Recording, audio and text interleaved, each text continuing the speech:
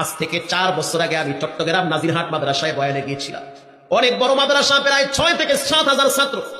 বয়ানের ফাঁকে আমি বলেছিলাম, এই বাংলার জমিনে এমনও মায়ের সন্তান আছে যারা ঘুমের ভিতরে আল্লাহর কোরআনের তেলাওয়াত করে।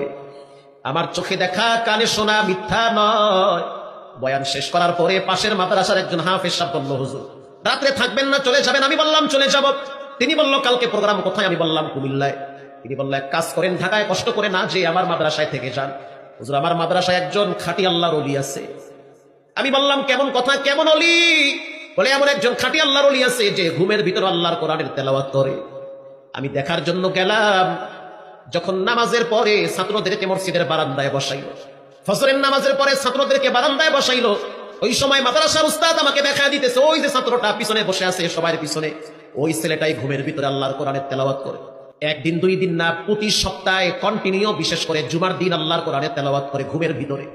হুজুর তার কোরআন তেলাওয়াতের আওয়াজে আমার ঘুম মাঝে মাঝে ভেঙে যায়। আমি আশ্চর্য হয়ে গেলাম, বাচ্চাটারে কাছে ডাকলাম, সবাইকে পাঠিয়ে দিলাম।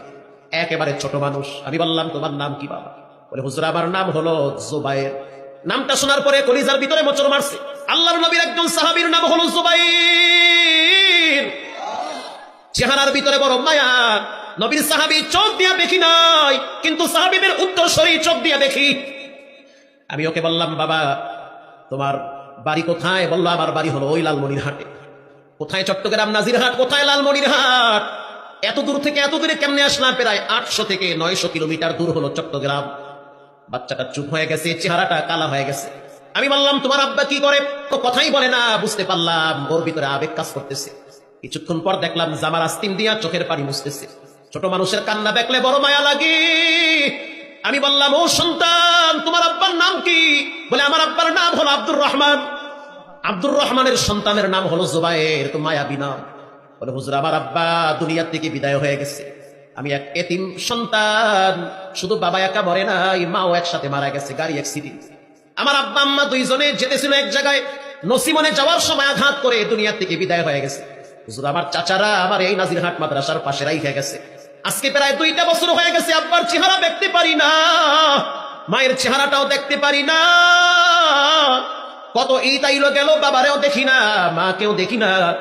সকালবেলা দেখি অনেক ছাত্রদের মা বাবারা মাদ্রাসায় তরকারি নিয়ে আসে।